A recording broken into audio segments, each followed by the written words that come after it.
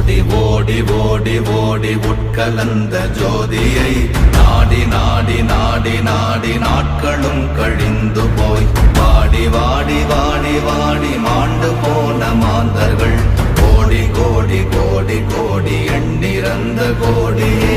ஓம் நமச்சிவாய ஓம் ஓம் நமச்சிவாய ஓம் நமச்சிவாய ஓம் ஓம் நமச்சிவாய ஓம் நமச்சிவாய ஓம் ஓம் நமச்சிவாய ஓம் நமச்சிவாய ஓம் ஓம் நமச்சிவாய.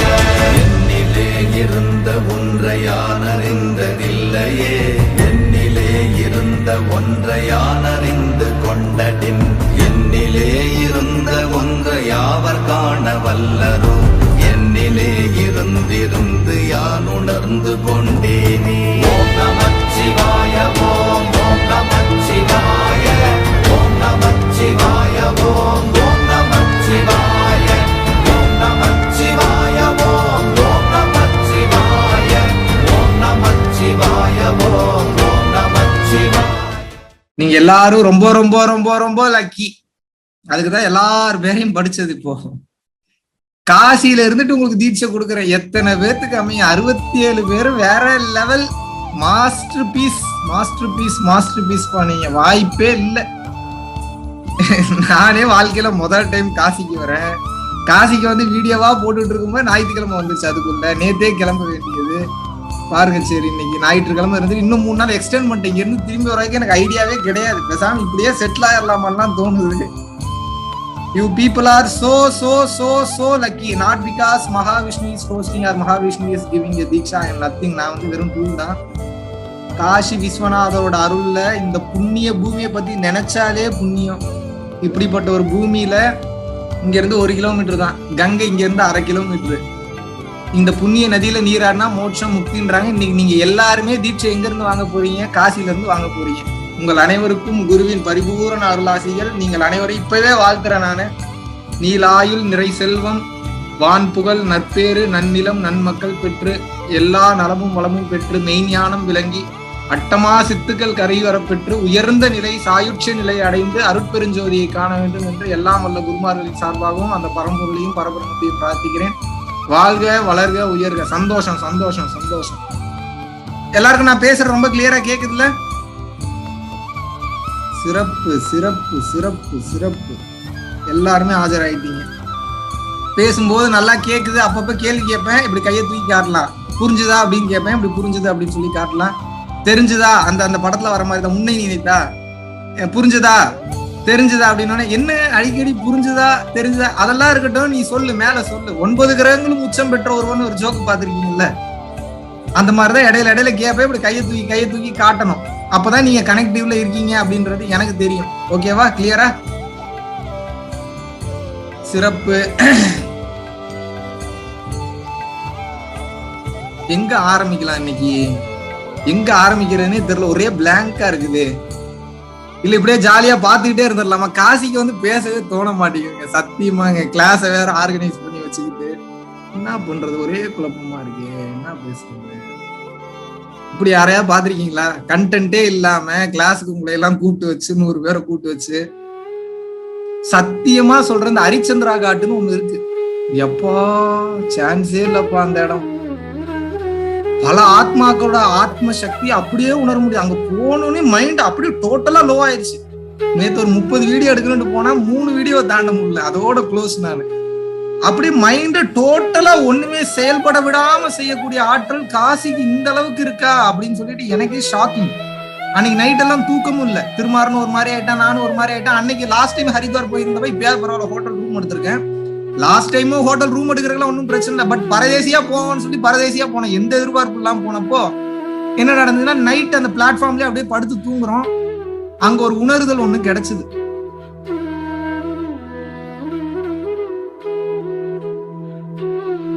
அதெல்லாம் வார்த்தைகளால சொல்லவே முடியாது. ஒண்ணு மட்டும் உங்களுக்கு சொல்றேன். இந்த இடத்துல காசியில இருந்துட்டு சொல்றேன், நல்லா புரிஞ்சுக்கங்க, தெரிஞ்சுக்கங்க. நீங்க நினைச்சு பார்க்க முடியாத ஒரு சக்தி வாய்ந்த ஒரு மாபெரும் ஆற்றல் என்பது ஒரு மாபெரும் ஆற்றல், நினைத்து பார்க்க முடியாத சக்தி வாய்ந்த ஆற்றல் என்பது இந்த உலகத்துல இருக்கு. எத்தனை பேருக்கு புரிஞ்சு?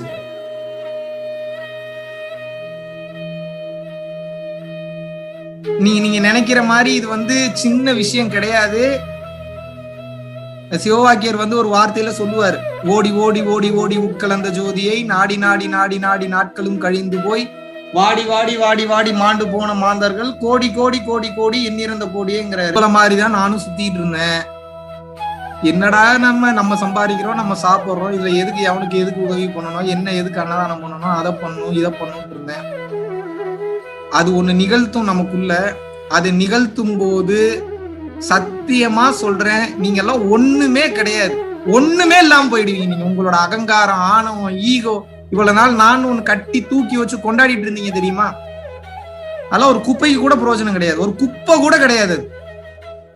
விஷயம் தெரியாம சினிமா விட்டுட்டு அவ்வளவு திறமை இருந்து, நல்ல மார்க்கெட்டிங் ஸ்கில் இருக்கு, நல்லா பேசக்கூடிய திறமை இருக்கு, பெரிய பெரிய ஆளுங்கெல்லாம் செக்ரட்டரியா வந்துருன்றாங்க. அரசியல்வாதிகளா இருக்கட்டும், கோடீஸ்வரங்களா இருக்கட்டும், குறைஞ்சது ஒரு 1000 கோடி ரூபாய்க்கு மேல சொத்து வச்சிருக்கக்கூடிய குறைஞ்சது 10 பேர் எனக்கு தெரியும். தமிழ்நாடு ஃபுல்லா, இந்தியா ஃபுல்லா குறைஞ்சது 10 பேர் நான் சொல்றேன்.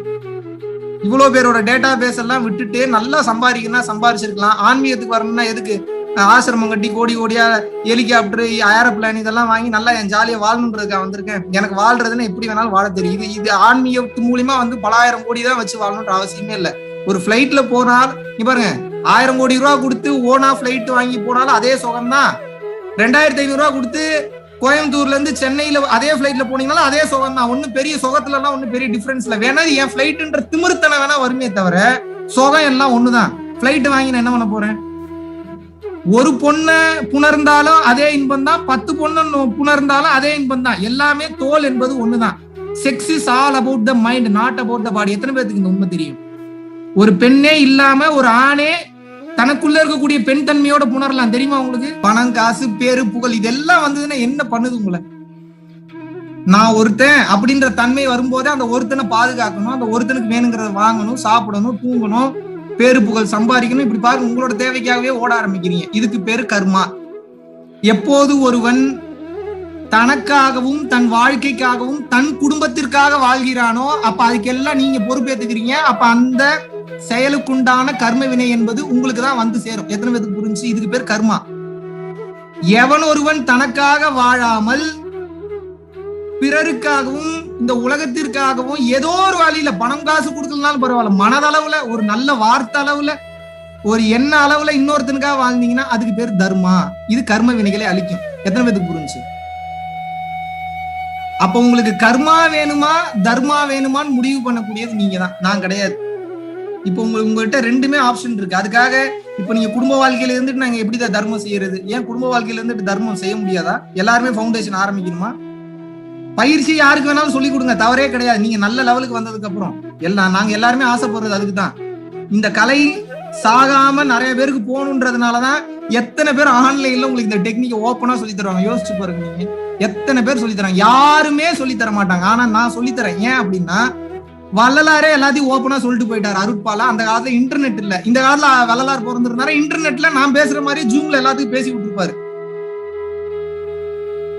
அப்போ சில பேர் தோணுவாங்க, சில பேர் ரெக்கார்ட் பண்ணி எங்கேயா போட்டா போடட்டும், எனக்கு என்ன, அந்த பயிற்சி மட்டும் போட்டுறாதீங்க. ஏன் அப்படின்னா, ஆல்ரெடி காதுல போக வருது, மூக்குல ரத்தம் வருதுன்னு உட்கார்ந்து இருக்காங்க முன்னாடி இருக்கு பயிற்சி பண்ணவங்க. அது ஒண்ணும் பிரச்சனை கிடையாது, உயிருக்கு ஆபத்து கிடையாது. உடல்ல ஏற்படக்கூடிய மாற்றங்களை சமாளிக்கக்கூடிய அளவுக்கு ஒரு குரு கூடயே இருக்கணும் அவங்கள கைட் பண்றதுக்கு. அந்த ஒரு காரணத்தினாலதான் தியான பயிற்சி எத்தனை பேருக்கு என்னங்க இவ்வளவு ரகசியத்தை பேசுறேன். அந்த பயிற்சியே அது சிம்பிளான பயிற்சி, நீங்க பாத்தீங்கன்னா தெரியும். ஆனா அவ்வளவு ஆற்றல் வாய்ந்தது. அது சொல்லி தரக்கு எனக்கு எவ்வளவு நேரம்? ஏன் சொல்லி தரல? அவன் உடம்புக்கு ஏதாவது பிரச்சனை யாரு பொறுப்பு ஏத்துக்கிறது? புரியுதா உங்களுக்கு நான் சொல்ற கான்செப்ட்? அதனாலதான் அந்த பயிற்சி மட்டும் போடாம எல்லா உபதேசத்தையும் கட் பண்ணாம அப்படியே போடுறதுக்கு உண்டான காரணம் தான். நான் எப்பயாவது போயிருவேன், வீடியோ பார்த்தா 4 பேர் திருந்துட்டோம். என்ன சொல்றீங்க? அதனாலதான் இந்த கலையை மறைச்சு வச்சது போதும் போதும் அலைஞ்சன், தேடி சுத்துனேன், ஓடுனேன். பெருமைக்கெல்லாம் சொல்ல, சத்தியமான உண்மை. நீங்க நம்பணும். முதல்ல இவன் ஏதோ உட்கார்ந்தான், ஏதோ ஒருத்தட்ட போய் கத்துட்டு வந்து ஏதோ பேசுறேன்னு நினைக்கிறேன். கிட்டத்தட்ட 3.5 வருஷம் என் வாழ்க்கை அர்ப்பணிச்சிருக்கேன். சினிமா துறையை விட்டு, எனக்கு தெரிஞ்ச ஸ்டாண்ட் அப் காமெடியன் ஃபீல்டை விட்டுட்டு, ஈவென்ட் மேனேஜ்மெண்ட் பிசினஸ் விட்டுட்டு, எல்லாத்த விட்டுட்டோம். இதுக்காகவே டெடிகேட்டடா இருந்தேன். என்ன இந்த உண்மை என்னதான் சொல்ல வராங்க, போகாத ஆள் கிடையாது, போகாத ஜீவசமாதி கிடையாது, பண்ணாத தவம் கிடையாது, வாங்காத உபதேசம் கிடையாது, ஃபைனலா இதத்தான் சொல்ல வராங்க அப்படின்றத பார்த்தா அது அந்த உண்மையே வந்து காமெடியான உண்மை. ஒண்ணு இல்லைங்க, அதுதான் உண்மை. அங்க போய் பாக்குறதுக்கு எதுவுமே கிடையாது, ஒண்ணுமே இல்ல. அந்த ஒண்ணுமே இல்லைன்றத நம்பாம தேடி தேடி தேடி போய் கடைசியில ஒண்ணுமே இல்லைன்னு ஐயோ ஒண்ணுமே இல்லைன்னு செத்துடுறீங்க. இதுதானே முதல்லயே சொல்றோம் ஒண்ணுமே இல்லைன்னு. எத்தனை பேருக்கு புரிஞ்சு? உலக மயக்கத்துல ஓடிக்கிட்டே இருக்கீங்க, நிக்கலன்னா உங்களுக்கு வேணுங்கிறது எதுவுமே கிடைக்காது. எழுதி தரேன். ஒரு சில பேருக்கு 1 கோடி ரூபாய் 2 கோடி ரூபாய் லாட்டரி சீட்ல டக்கு டக்குன்னு உழுகலாம், கோடீஸ்வரன் ஆகலாம். நல்லா புரிஞ்சுக்கோங்க, அது எல்லாமே நவகிரகங்களோட கர்ம வினைகளுக்கு உள்ள இருக்கீங்கன்னு அர்த்தம். அப்ப என்னன்னா அதை அனுபவிச்சீங்கன்னா மறுபடியும் அதை அனுபவிச்சதுக்காக மறுபடியும் அதைய அனுபவிப்பீங்க, மறுபடியும் செத்து செத்து விளையாடுவீங்க. முக்தி பாதையை நோக்கி நீங்க ஸ்விம் பண்ண ஆரம்பிக்கல அப்படின்னா அதுக்குண்டான முயற்சி எடுக்கல. இந்த பாடி கொடுத்ததே கை காலு மூக்கு கண்ணு வாய் எல்லாமே கொடுத்ததுக்கு இந்த மெய்ஞானத்தை உணர்றதுக்கு தான். அதை விட்டுட்டு வெளியில எல்லா வேலையும் பண்ணிட்டு இருக்கீங்க, எல்லா வேலையும் பண்றீங்க. உருதரித்த நாடியில் ஒடுங்குகின்ற வாயுவை கருத்தினால் நிறுத்தி கபாலம் ஏற்ற வல்லீரல் விருத்தரும் பாலராவர். வயசானவனும் குமரன் ஆயிருவான், மேனியும் சிவந்துடும், அப்படியே பொன்னிறம் ஆகும் உடம்பு, அப்படியே தேஜஸ் அப்படி இருக்கும். அருள் தரும் நாதர் பாதம் அம்மை பாதம். டே அந்த பராசக்தி மேல சத்தியம் பண்ணி சொல்றேன்டா, அதான்டா உண்மைங்கிறார். கற்பனை கடந்த சோதி கருணைய உருவமாகி அற்புத கோல நீரில் அருமறை சிரத்தின் மேலாம் சிற்பிறவி யோகமாகி திருச்சிற்றம்பலத்துள் நின்று. எது திருச்சிற்றம்பலம்? அதுதான் அண்ணாக்கு பாதைக்கு மேல இருக்கக்கூடிய சிற்சபைன்ற இடம். அங்கதான் விஷயமே இருக்கு. திருச்சிற்றம்பலத்துள் நின்று பொற்புடன் நலம் செய்கின்ற பூங்கடல் போற்றி போற்றி. வாழைத்தாய் அங்கதான் இருக்கா, அதான் ஆத்மா இருக்கக்கூடிய இடம். சிவவாக்கியர் என்ன சொல்றாரு? எப்பா எங்க இருக்கு, எங்க இறைவன் எங்க இருக்கான்னு தேடி செத்து போனோம் பல லட்சம் கோடி. ஓடி ஓடி ஓடி ஓடி உட்கலந்த ஜோதியை. ஜோதினே முதல்ல கண்டுபிடிக்காதப்போ அப்புறம் கண்டுபிடிச்சிட்டாரு ஜோதிதான்னு. நாடி நாடி நாடி நாடி நாட்களும் கழிந்து போய் ஐயோயோ போச்சுரா, வருஷ கணக்குல போச்சுரா, பொழப்பே போச்சுரா அதை கண்டுபிடிக்கிறது போய். வாடி வாடி வாடி வாடி மாண்டு போன மாந்தர்கள். ஐயோ கிடைக்கலையா, ஐயோ கிடைக்கலையா, ஐயோ கிடைக்கலையா, ஐயோ கிடைக்கல, செத்து போனவன் எத்தனை கோடி எனக்கே தெரியலங்கிறார். கோடி கோடி கோடி கோடி எண்ணிறந்த கோடி. ஆனா இன்னைக்கு எப்படி 3 மணி நேரம் ஜூம் கிளாஸ்ல இங்கதான் உங்க ஆன்மா இருக்கு, இப்படித்தான் வெளியில போனோம், இதுதான் பயிற்சி, இதை புடிச்சுக்கங்க, இப்படிதான் பயிற்சி பண்ணீங்கன்னா அழகா இங்க இருந்து பிரிச்சிடலாம், வேணுங்கிறதெல்லாம் உங்களுக்கு கிடைச்சிருன்ற ரகசியத்தை 80 வருஷம் 90 வருஷம் உட்கார்ந்து தவத்துல உட்கார்ந்து எங்க கவனிக்கிறதுன்னு தெரியாம ஒரு உணர்வு கூட இல்லாம செத்தவன் பல்லாயிரம் கோடி பல லட்சம் கோடி இருக்கிறப்ப உங்களுக்கு உடனே தீட்சை கொடுத்து உடனே உணர்வை காட்டி உடனே அந்த பயிற்சியை கொடுத்து நம்ம கொண்டு போறோம்னா நீங்க நினைச்சு பாருங்க, இறைவனின் அருள் இல்லாமல் இது எப்படி சாத்தியம் இன்னைக்கு உங்களுக்கு நடக்கும். நீங்க நினைச்சு பாருங்க. நானே 3 வருஷத்துக்கு முன்னாடி வரைக்கும் இந்த பக்கம் ரூட்டுக்கு திரும்புவேன்னு நானே கனவா கண்டேன். நான் ஏதோ நம்ம வந்து ராஜ்குமார் ஹிரானி மாதிரியும் இதுல பாத்தீங்கன்னா கிறிஸ்டோபர் நோலன் மாதிரியும் படம் எடுக்கலாம்னு நினைச்சா ரூட்டவே திருப்பி விட்டாங்க. கதை எழுத போனவனோட கதையே ஜீவ சமாதியில மாத்தி விட்டாரு. என்ன சொல்றது? சரி, அப்ப இதுல நீங்க என்ன தெரிஞ்சுக்கணும்? தயவு செஞ்சு இந்த அகங்காரம் ஈகோலாம் இருந்ததுன்னா கொஞ்சம் அது உடனே எல்லாம் தூக்கி போட முடியாது. முதல்ல ஒரு யாரும் கொடுக்காத ஒரு மிகப்பெரிய தத்துவ விளக்கத்தை கொடுக்குறேன், நீங்க தெரிஞ்சுக்கங்க. எனக்கே 1 வாரத்துக்கு முன்னாடி தான் படார்னு உணர்த்திட்டு போனாங்க. அகங்காரம் அழியணும் அகங்காரம் அழியணும்னு சொல்றீங்கல்ல, எத்தனை பேருக்கு அகங்காரம் அழிஞ்சிருக்கு? கை தூக்கணும் பார்ப்போம். உண்மையை சொல்லணும். விசாலாட்சிக்கு அகங்காரம் அழிஞ்சிருச்சு, சூப்பர். சக்திக்கு அகங்காரம் அழிஞ்சிருச்சு, சூப்பர். அப்புறம் கை தூக்குங்க. நரசிம்மனுக்கு அகங்காரம் அழிஞ்சிருச்சு. வேற சரி, ஓகே, வாழ்த்துக்கள். கை தூக்குனவங்க எல்லாத்துக்கும் ஆழ்ந்த அனுதாபங்களும் கூட. மன்னிச்சிருங்கம்மா. முதல்ல அகங்காரம்னா என்னன்னு தெரிஞ்சுக்கங்க. சொல்லிடலாமா? ரகசியத்தை சொல்லிடலாமா? மிகப்பெரிய தேவ ரகசியமாச்சு, சொல்லலாமா வேணாமா உங்களுக்கு? சரி சொல்லுவான், நமக்கே சொல்லிட்டாங்க, ஓப்பனா சொல்றதுக்கு என்ன? தெரிஞ்சுங்க முதல்ல அகங்காரம்னா என்னன்னு. அகங்காரம்ன்றது நீங்க என்ன நினைச்சிட்டு இருக்கீங்க? ஆணவம் தான் நினைக்கிறீங்க. சரி, ஆணவம் எப்போ வரும்? கேள்வி கேட்போம். ஆணவம் எப்போ வரும்? ஒருத்தனுக்கு உடம்புல உயிர் இருந்தா ஆணவம் என்பது வரும், கரெக்டா? உயிர் இல்லாத போனதுக்கு ஆணவம் வருமா? வருமா? தலையாட்டுங்க. வரும்னா இப்படி ஆட்டுங்க, வரலன்னா இப்படி ஆட்டுங்க. உங்களோட ஃபேஸ் ரியாக்ஷன் வச்சுதான் அடுத்தடுத்து நான் பேசுவேன். உயிர் இல்லாத போனதுக்கு ஆணவம் வருமா? வராது. சரி, அப்ப உயிர் இருக்கிறதுனாலதான் ஆணவம் வருது. சரி, உயிர் என்பது என்ன? நாம் விடக்கூடிய மூச்சு காற்று. கரெக்டா இல்லையா? சரி, அந்த மூச்சு காற்று ஒடுங்கும் போது மனம் என்பது கொஞ்சம் கொஞ்சமா குறையுது. கரெக்டா இல்லையா? மூச்சு நிக்க நிக்க மனம் நிக்கும். ஏன்? மூச்சுக்கும் மனதிற்கும் மிகப்பெரிய கனெக்ஷன் இருக்கு. மூச்சு நின்னா மனம் நிக்கும், மனம் நின்னா மூச்சு நிக்கும், தானே ஒடுங்கும். கரெக்டா? அப்ப ஆணவம் என்பது நம்ம உடலிற்குள் இருந்து எழக்கூடிய ஒரு வகையான ஒரு உணர்ச்சியின் வெளிப்பாடு தான். Yes or no? ஆமாவா இல்லையா? அப்ப உணர்வுகள் எது வந்தாலும் அதை இயக்குவது, ஐம்புலன்களை இயக்குவது இந்த மனம் தான். Yes or no? அப்ப இது எல்லாத்துக்கும் பேசு மூச்சு காற்று தான். Yes or no? அப்போ அகங்காரம் அகங்காரம் ஒண்ணு சொல்றீங்களே, அதனுடைய மூல பேஸ் எதுன்னு வந்து பார்த்தா மூச்சு தான். Yes or no? அப்ப அகங்காரம் அழியணும்னா எது அழியணும் இப்ப சொல்லுங்க? எத்தனை பேருக்கு மூச்சு இப்போ வெளியில ஓடிக்கிட்டு இருக்கு? இப்ப கை தூக்கணும். இப்ப நான் ஒரு கேள்வி கேட்கணும், அகங்காரம் அழிஞ்சிருச்சான்னு இப்ப எனக்கு மறுபடியும் பதில் சொல்லணும். நீங்க இப்ப எனக்கு இதுக்கு விளக்கம் கொடுத்தே ஆகணும். நீங்க இந்த மாதிரிதான் எப்பயாவது உணர்த்திட்டு போயிருவாங்க. நம்மளே உட்கார்ந்து யோசிச்சோம்னா, ஆஹா என்ன மாதிரியான ஒரு விளக்கம் கொடுத்துட்டு போயிருக்காங்க. அப்படிதான் இருக்கு. எனக்கே ஷாக்கிங்கா தான் இருக்குது. இது எந்த புக்ல படிச்சிருக்கீங்க? இதுக்கு முன்னாடி சொல்லுங்க. யாராவது புக்ல படிச்சிருக்கீங்களா? யாராவது சொல்லி கேட்டிருக்கீங்களா? ஆனா இதுதான் அறிவிற்கும் ஞானத்திற்கும் உள்ள டிஃபரன்ஸ். நல்லா புரிஞ்சுக்க. இன்னைக்கு என்னமா எங்க அப்பா எல்லா ரகசியத்தையும் போட்டு உடைய சொல்றாரு. தெரிஞ்சுக்குங்க, தப்பே கிடையாது. அதாவது இறைக்கிற கிணறு தான் ஊறும் என்னைக்குமே. நல்லா புரிஞ்சுக்கங்க. இறைக்க இறைக்க இறைக்க இறைக்கதான் ஊறும். நான் சேர்த்து வைக்கிறேன்னா அறிவு கிணத்து நீர் மாதிரி, தண்ணி இருக்கிற மாதிரிதான் தெரியும். ஒரு நாளைக்கு மொட்டை கிணறாயிரும். எத்தனை பேருக்கு புரிஞ்சுச்சு? ஞானம்ன்றது என்னன்னா அட்சய பாத்திரம் மாதிரி, எடுக்க எடுக்க குறையவே குறையாது.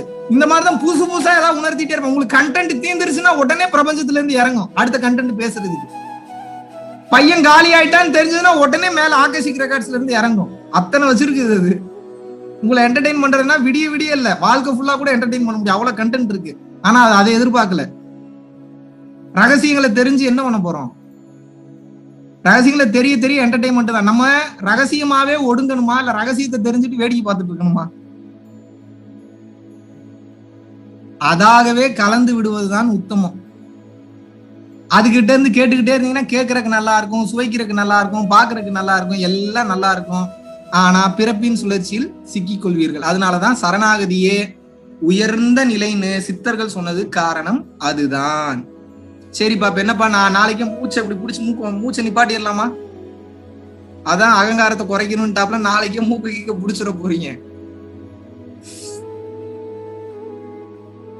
ஒரு மிகப்பெரிய ரகசியத்தை சொல்லி தரேன், தெரிஞ்சுக்கங்க. மனதின் வேகம் குறையும் போது மூச்சு தானா கொடுங்க. மூச்சுல கை வைக்கணும்ன்ற அவசியமே இல்லை. இப்போ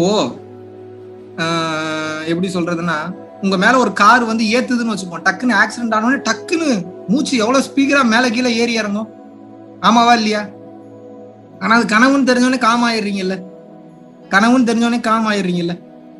அதே போல இந்த உண்மை தெரியாத வரைக்கும் இந்த உலகத்துல ஐயோ படபடப்பாவே இருப்பீங்க. அந்த உண்மை உலகமே பொய், ஒரு நாடக மேடை, எல்லாமே கனவுன்னு தெரிஞ்சதுன்னா உங்களுக்கு எப்படி இருக்கும்? ஜாலியா இருக்கும். எதுக்குமே கவலைப்பட தேவையில்ல. கனவுல நடக்கிற விஷயத்துக்கு எவனாவது ஃபீல் பண்ணுவானா? என் பொண்டாட்டி, என் புள்ள, என் குழந்தை.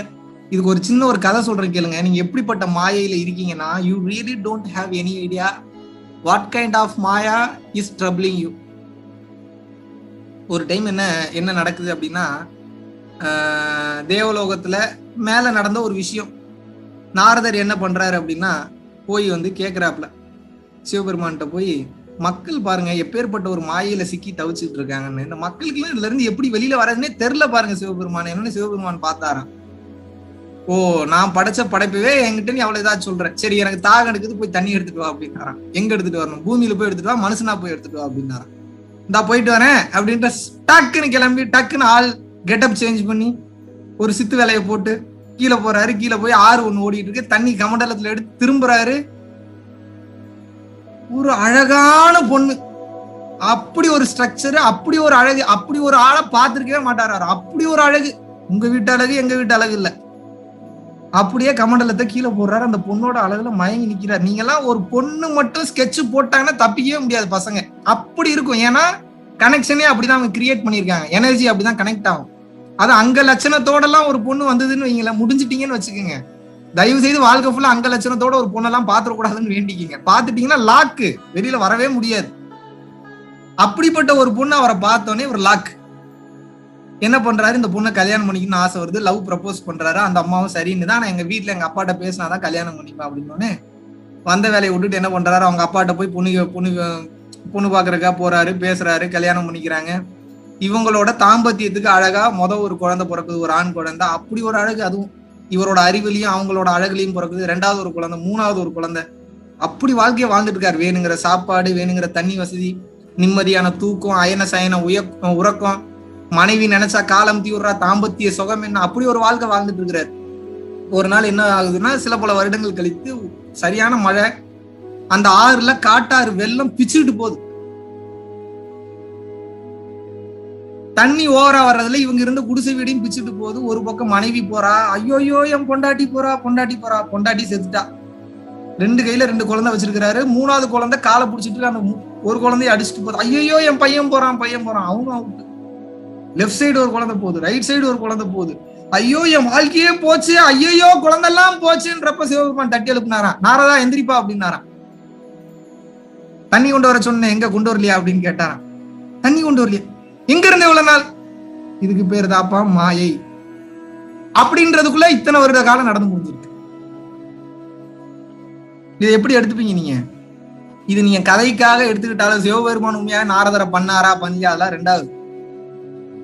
உங்களுக்கு நான் சயின்டிபிக்கா அதை ப்ரூவ் பண்றேன். சார்பியல் தத்துவம்னு ஒண்ணு இருக்கு, தியரி ஆஃப் ரிலேட்டிவிட்டி அப்படின்னு சொல்லிட்டு ஒண்ணு இருக்கு. இப்ப சிவபெருமான் கதை ஆஹா உண்மையா இருக்கும்னு இப்ப தோணும் பாருங்க. எல்லாரும் உங்களுக்கு கதை தான் சொன்னாங்க, அதுக்கு பின்னாடி இருக்கிற விளக்கத்தை சொன்னாங்களா? தெரிஞ்சுக்கங்க, நம்மளும் தெரிஞ்சுக்கணும்ல லாஜிக்கா. சார்பியல் தத்துவம் என்ன சொல்லுதுன்னா, சயின்டிபிகலி ப்ரூவன் திங். ஒரு ஆஸ்ட்ரோனட் விண்வெளிக்கு செல்லும் போது வயது அவருக்கு 50, அவரோட ஒரு பொண்ணுக்கு வயது 30, இன்னொரு பையனுக்கு வயது 40. ஒரு பொண்ணு ஒரு பையன், பொண்ணுக்கு வயது 30, பையனுக்கு வயது 40. சரி, இப்ப என்ன நடக்குது அப்படின்னா, அவர் விண்வெளிக்கு போறாரு. விண்வெளிக்கு போயிட்டு சில பல வருடங்கள் இருந்துட்டு கீழே வராரு. கீழே வரும்போது அவரோட பொண்ணுக்கு வயது 90, பையன் செத்துட்டான். இப்ப இவருக்கு எவ்வளவு வயசு இருக்குன்னு நினைக்கிறீங்க? பூமியில இருந்து மேல போயிட்டு சில பல வருடங்கள் சுத்திட்டு கீழே வந்திருக்கிறாரு. இவருக்கு எவ்வளவு வயசு ஆகும்னு நினைக்கிறீங்க? இட்ஸ் சயின்டிபிகலி ப்ரூவன் திங், கதை கிடையாது. சொல்லுங்க பாப்பா, சும்மா சொல்லுங்க. உங்க வாய் அசைவுகள், லிப் மூவ்மெண்ட்லயே நான் கண்டுபிடிப்பேன். சொல்லுங்க, எத்தனை வயசு இருக்கு அவருக்கு? சும்மா ட்ரை பண்ணுங்க. நான் பதில் சொல்றது சொல்லத்தான் போறோம். கொஞ்சமா ட்ரை பண்ணலாம் இல்லையா? நானே கத்திட்டு இருக்கேன்ல. இந்த பக்கம் யார் சொல்றாங்கன்னு பாப்போம்.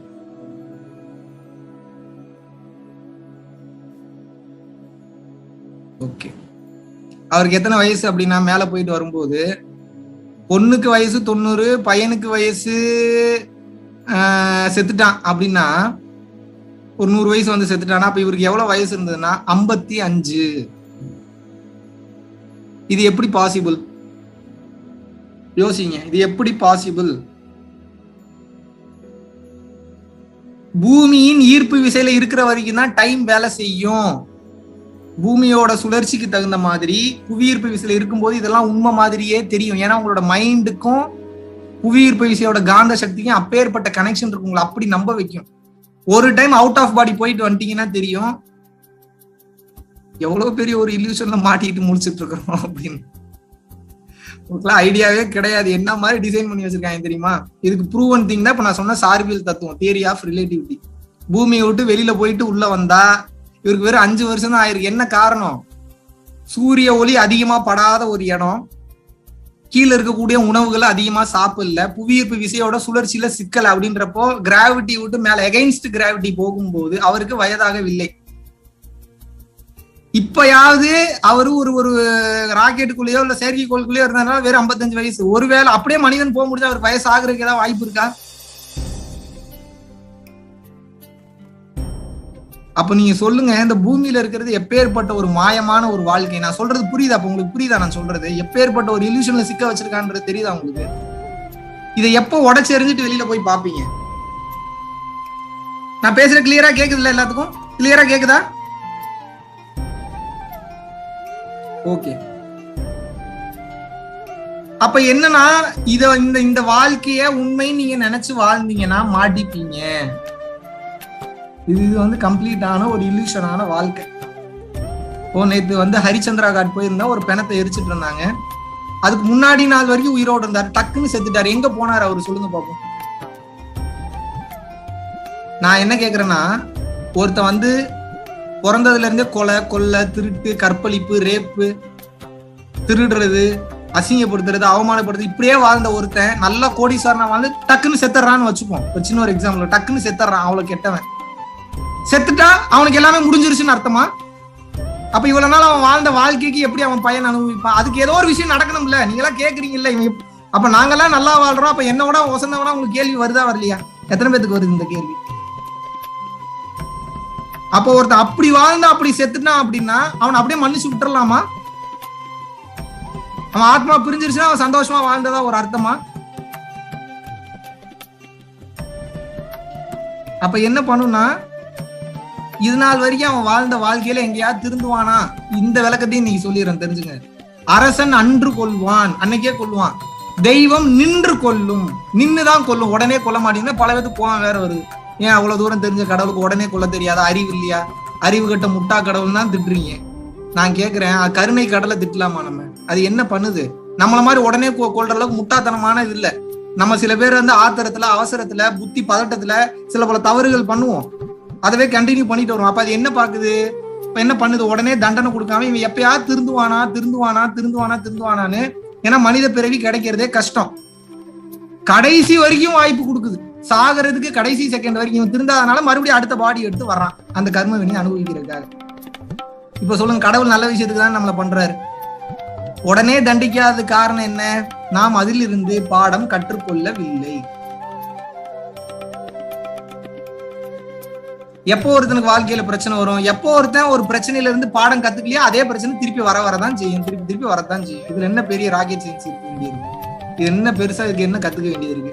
ஒரு தப்புல இருந்து எத்தனை பேர் பாடம் கத்துக்கிட்டீங்க நீங்க? இன்னும் பல பேர் என்ன நினைக்கிறீங்க அப்படின்னா, உங்களோட பல பேரோட எண்ணங்களுக்குள்ள என்ன இருக்கு அப்படின்னா, ஒரு விஷயம் தெரிஞ்சிருச்சுனாவே அதை ப்ரூவ் பண்றதுக்காக போராடுறீங்க சமூகத்துல. என்ன அவசியம் இருக்கு? எதுக்கு ப்ரூவ் பண்ணி என்ன பண்ண போறீங்க? தேவைப்பட வேண்டிய இடத்துல ப்ரூவ் பண்ணலாம் அறிவு இருக்கு அப்படின்றக்காக.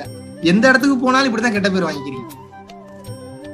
எவனுடைய அறிவு பூர்த்தியாகி விடுமோ அவனது பேச்சு குறைந்து விடும். இப்ப நான் வந்து பாத்தீங்கன்னா எனக்கு அறிவு பூர்த்தி ஆயிடுச்சுன்றக்கா சொல்ல, சத்தியமா முன்னாடிலாம் சும்மாவே ஏதாவது பேசிட்டு இருப்பேன். அவ்வளவு கவுண்டர் கொடுப்பேன். சன் டிவில அசத்த போதியால ஷோ பண்ணிட்டு இருந்தப்ப என்கிட்ட யாருமே பேசவே முடியாது. அவ்வளவு கவுண்டர் கொடுப்பேன், அவ்வளவு காமெடியா பேசுவேன். இப்ப என்ன ஆகி போச்சுன்னா, கேமரா முன்னாடி ஸ்டேஜ் முன்னாடி மட்டும்தான் பேச்சு வந்து பேசவே தோண மாட்டேங்குது. ஏன்னா என்னத்த பேசினாலும் என்ன யூஸ் இல்ல, எல்லாமே அவன் ஸ்கிரிப்ட் பண்ணிட்டான். அப்ப இங்க நமக்கு என்ன வேலை? இந்த பாடி அடுத்து புது கர்ம வினைகளை சேர்த்துக்காம இந்த வாழ்க்கைய எப்படி சிறப்பா வாழ்ந்து முடிக்கிறதுன்றதுல மட்டும்தான் குறிக்கோள் ரொம்ப தெளிவா இருக்கு. இவ்வளவுதான் ஞானம், இவ்வளவுதான் புரிதல். அவன் எல்லாத்தையும் கரெக்டா படைச்சிட்டான், எல்லாத்தையும் கரெக்டா நடத்திட்டு இருக்கான், எல்லாமே கரெக்டா தான் போகுது. எது நடந்ததோ அது நன்றாகவே நடந்தது, எது நடக்கிறதோ அதுவும் நன்றாகவே நடக்கிறது, எது நடக்க இருக்கிறதோ அதுவும் நன்றாகவே நடக்கும்ட்டாரு பகவான் கிருஷ்ணர். அப்ப உங்களுக்கு என்னதான் வேலை சொல்லுங்கப்பா? அவன் கொடுத்த சீனை பக்காவா நடிக்கணும். நம்ம ஆக்டர்ஸ், அவ்வளவுதான். ஆக்டர் கொஞ்சம் தெளிவாயிட்டான் அப்படின்னா என்ன பண்ணுவான்? இந்த ஆக்டரை படைச்சவன் வேண்டான்னு பார்த்தா அந்த பயிற்சியில அவனாவே மாறிடுவான். இப்ப அந்த பயிற்சி தான் உங்களுக்கு நான் சொல்லி தரப்போறேன். 12 வருஷம் 13 வருஷம் கஷ்டப்பட்டு ஒரு குருகுலத்துல வேலை பார்த்து அவங்க கையமைக்கி விட்டு காலமைக்கி விட்டு வேணுங்கிறதெல்லாம் செஞ்சு கொடுத்து வேற என்ன அவங்களுக்கு எல்லா பணிவிடைகளையும் செஞ்சு உங்க வாழ்க்கையே அர்ப்பணிச்சு குடும்பத்தை வீட்டெல்லாம் விட்டுட்டு போனீங்கன்னா 12-13 வருஷம் கழிச்சு ஒரு குரு யோசிப்பாங்க. எப்படி யோசிப்பாங்க? இவனுக்கு சொல்லி தரலாமா அப்படின்னு யோசிக்கதான் செய்வாங்க, சொல்லி தர மாட்டாங்க. ராஜயோகம், சிவராஜ யோகம், குண்டலினி யோகம், அஷ்டாங்க யோகம், ஹத யோகம், நவகண்ட யோகம், யோக ஆசனங்கள், வாசி யோகம், சித்த வித்தை, கிரியா யோகம், இத்தனையும் போய் பார்த்து பல உபதேசங்கள் இந்த 3.5 வருஷத்துல போய் கத்துக்கிட்டு இவ்வளவு தூரம் தெரிஞ்சுக்கிட்டு இவ்வளவுதான் மேட்டர்ன்றதை புரிஞ்சுக்கிட்டு உங்களுக்கு ஸ்ட்ரைட்டாவே கொடுக்குற. அதனால தயவு செஞ்சு இதை தூக்கி குப்பையில போட்டுறாதீங்க. உங்களுக்கு நான் உங்களுக்கு மிகப்பெரிய வைரக்கல்ல கையில தரேன், இதோட வேல்யூ உங்களுக்கு தெரியவே தெரியாது. இது வந்து உங்களோட முட்டாள்தனம் தான். இதுக்கப்புறம் பல குருமார்கள் சொல்லாத மாபெரும் ரகசியத்தை ஜஸ்ட் லைக் தட் அதை நான் சொல்ல போறேன். அது என்ன பண்ணுன்றதையும் நான் சொல்றேன். அதுக்கு முன்னாடி இதோட வேல்யூவை தெரிஞ்சுக்கங்க. மனதை வைத்தே ஒருத்தன் என்ன வேணாலும் இந்த உலகத்துல அச்சீவ் பண்ணலாம். எது வேணாலும் எதுனாலும் அவனை தேடி வரும். அவன் போகணுன்றதே இல்லை. மனம் ஒருத்தனுக்கு சுத்தமாக ஆரம்பிச்சிருச்சு, தெளிவாக ஆரம்பிச்சிருச்சு, அதுக்கப்புறம் ஆத்மாவும் சுத்திகரிக்க ஆரம்பிச்சிருச்சுன்னா அவனுக்கு வேணுங்கிற எல்லாமே அவனை தேடி வரும். ஏன்னா அவன் சக்தி நிலையமா இருப்பான். எல்லா வைப்ரேஷனும் இழுத்துவான். பணம், காசு, வீடு, சொந்த பந்தம், புகழ் எல்லாமே அவனை தேடி வர ஆரம்பிக்கும். ஆனா அப்ப ரொம்ப விழிப்புணர்வு நிலையா இருந்தா மறுபடியும் அதுல போய் சிக்கிக்க கூடாது. ஏன்னா பற்றற்ற நிலையில இருக்கும்போது அதெல்லாம் அவனை தேடி வரும். உன்னை நீங்க தேடி ஓடி பாருங்க, கிடைக்கும். உங்களோட விதிக்கு எகைன்ஸ்டா அது கிடைக்க கூடாதுன்றதால கிடைக்கும். ஆனா அது கிடைச்சிருச்சுன்னா அதுக்கு நீங்க தான் அனுபவிக்கணும். தப்பு தப்பா தேடி தப்பு தப்பா கேட்டு அனுபவப்பட்டு அவஸ்தைப்பட்டவங்க பல லட்சம் பேர்.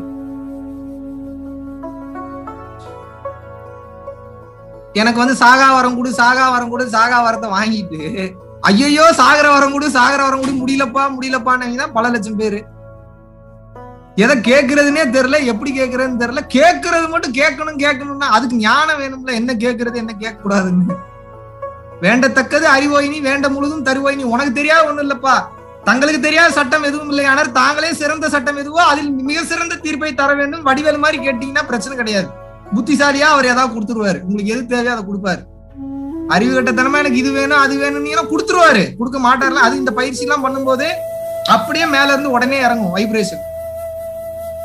ததஸ்துன்னு யாரும் மேல இருந்து சொல்லல. உங்களோட மூச்சு காட்டுறது அது உடனே உங்களுக்கு ஆசீர்வாதம் பண்ணிடும். அது ஆன்ம ஒளி பிரகாச ஒளி அதிகமாக அதிகமாக வேணுங்கிறதெல்லாம் இங்க பாருங்க இதுக்குள்ளதான் இருக்குது. ஆத்மாக்குள்ளதான் எல்லாமே இருக்கு. நீங்க சின்ன வயசுல படிச்ச பூதம், அலாவுதீன் அற்புத விளக்கு பூதம், தடவை அது வேணுங்கிற பூதம் வந்து கொடுக்குறது. அது இதுதான், இந்த பூதம் தான். அது இந்த பூதம் தான் எல்லா பூதங்களுக்கும் மெயினான ஹெட். பூதத்திலேயே பெரிய பூதம்.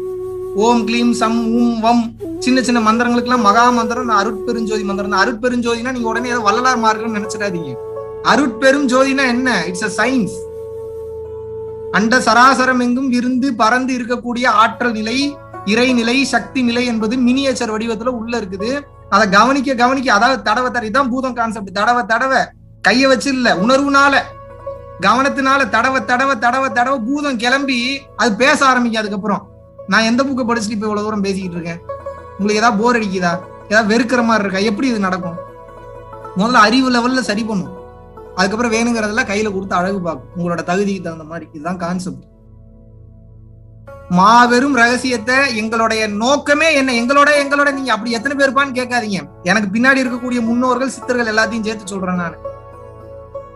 அப்போ நாங்க எல்லாருமே ஆசைப்படக்கூடிய விஷயம் என்ன அப்படின்னா, இந்த சாதாரண கலியுகமா இருக்கக்கூடிய இந்த பூமியை சக்தி யுகமா எப்படியாவது மாத்திரணும்னு போராடுறோம். சக்தி யுகம்னா என்ன? ஏங்க குண்டலினி எல்லாத்துக்குள்ளயும் மூலாதாரத்துல தூங்கிட்டு இருக்கு. கண் எதிர்க்க தெரியுது. உணர்ந்துட்டேன், பார்த்துட்டேன், அவ்வளவுதான். அதை கொஞ்சம் ஆக்டிவேட் பண்ணி விட்டுற பல வேலை அது பண்ணுவோம். அதுக்குண்டான பயிற்சி தான் இந்த யோக பயிற்சி. முடிஞ்சு போச்சு. இது இருந்தா என்ன கிடைக்கும்? எல்லாமே கிடைக்கும் தானே. கொஞ்சம் பொறுமை வேணும், அவசரப்படக்கூடாது. ஒரு செருப்பு வாங்குறதுக்கே 10 கடை ஏறி இறங்கி வாங்குறீங்க.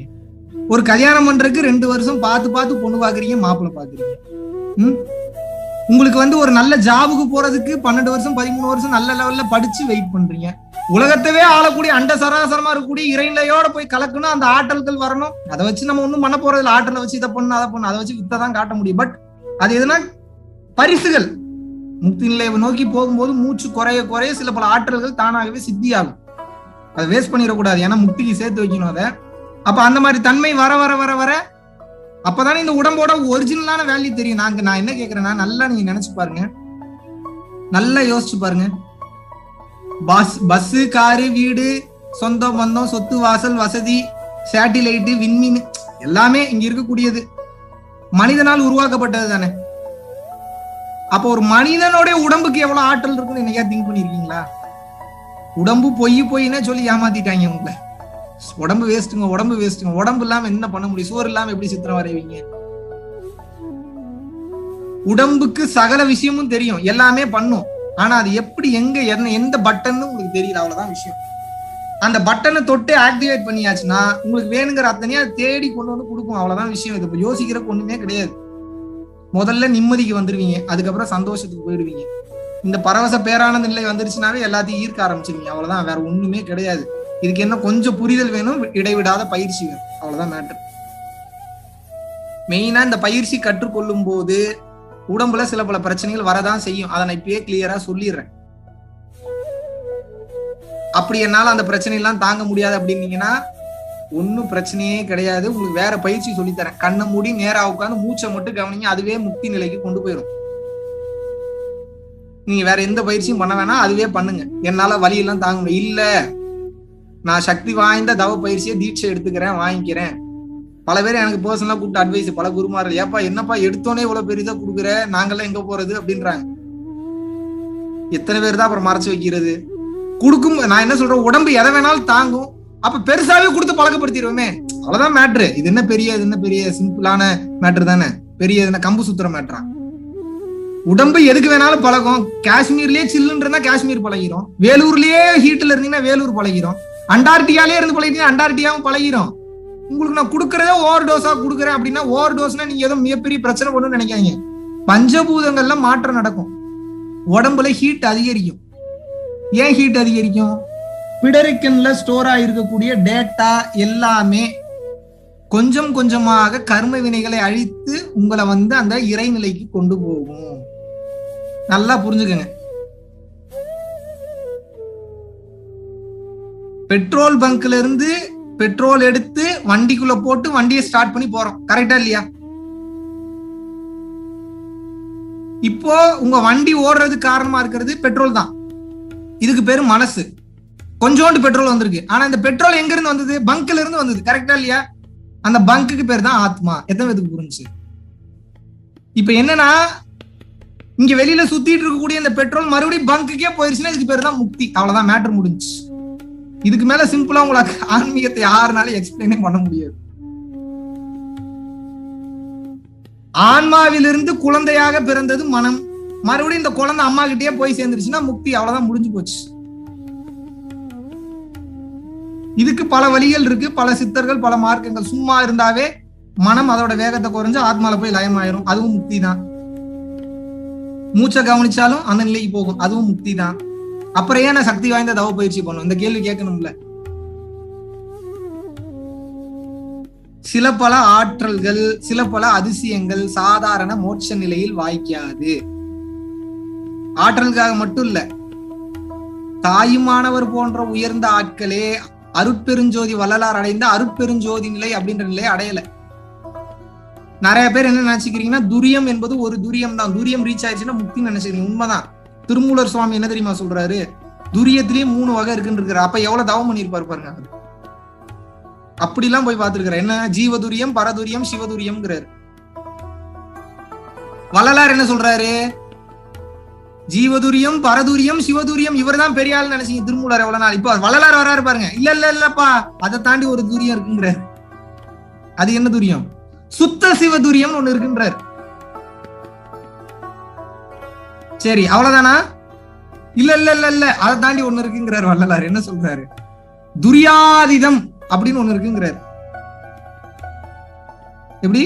முதல்ல ஒரு துரியம் தான் நினைச்சோம். மூலாதாரம், சுவாதிஷ்டானம், மணிப்பூரகம், அநாகதம், விசுத்தி, ஆக்னியா, சகஸ்ரா அல்லது துரியம்னு வச்சிருந்தவளனாலே துரியத்திலே இப்ப 3 துரியம், ஜீவதுரியம், பரதுரியம், சிவதுரியம் சொல்லியாச்சு. வள்ளலார் என்ன சொல்றாரு?